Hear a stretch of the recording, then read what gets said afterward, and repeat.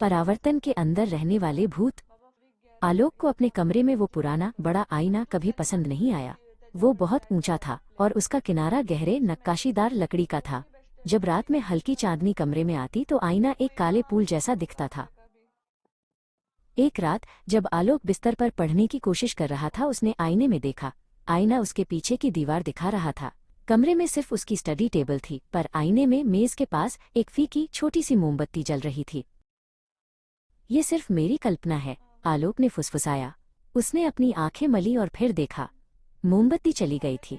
राहत की एक सांस लेकर उसने किताब उठाई, पर जैसे ही उसने पलक झपकाई, आईने में फिर कुछ दिखा। इस बार मोमबत्ती वापस आ गई थी और अब वो लंबी पतली उंगली जैसी लग रही थी। उसके पास एक छोटी जली हुई लकड़ी की गुड़िया बैठी थी। गुड़िया की आंखें काली और खाली थीं और वो सीधा आलोक की ओर घूर रही थी। आलोक के दिल की धड़कन तेज हो गई। उसने पलट कर देखा। कमरे में कुछ नहीं था। कोई मोमबत्ती नहीं, कोई गुड़िया नहीं। कमरा एकदम सामान्य था, सिवाय इसके कि आईना अब पूरी तरह से सामान्य नहीं था। उसने धीरे से आईने की ओर कदम बढ़ाया। जैसे ही वो करीब पहुंचा, आईने के अंदर का कमरा बदलना शुरू हो गया। दीवारें टेढ़ी हो गई और रोशनी गहरे लाल रंग की हो गई। गुड़िया अब वहां नहीं थी। आईने के बीचों बीच अब हवा नहीं थी, बल्कि गहरा पानी जैसा कुछ दिखने लगा। परावर्तन में एक छायादार आकृति धीरे धीरे उठ रही थी। वो लंबी पतली थी, जिसकी भुजाएं असामान्य रूप से लंबी थीं।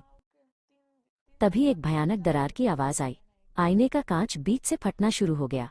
छायादार आकृति की एक उंगली, जो लंबी और नुकीली थी, कांच से बाहर निकलने लगी। यह अंधेरे ठंडे धुएं की तरह लग रही थी। आलोक भय से चिल्लाया। वो पीछे हट गया, पर उसके पैर जैसे जमीन पर जम गए थे। अब सिर और कंधों तक वह छायादार भूत आईने से बाहर आ चुका था। उसकी खाली आंखें आलोक पर टिकी थीं। आलोक ने आखिरी दम तक हिम्मत जुटाई और अपनी मेज पर रखी पानी की बोतल उठा ली। उसने उसे पूरी ताकत से भूत पर फेंक दिया।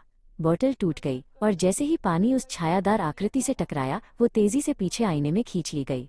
कांच पूरी तरह बिखर चुका था। आलोक सुरक्षित था, पर वो जानता था आईने के अंदर के भूत अब भी वहीं हैं।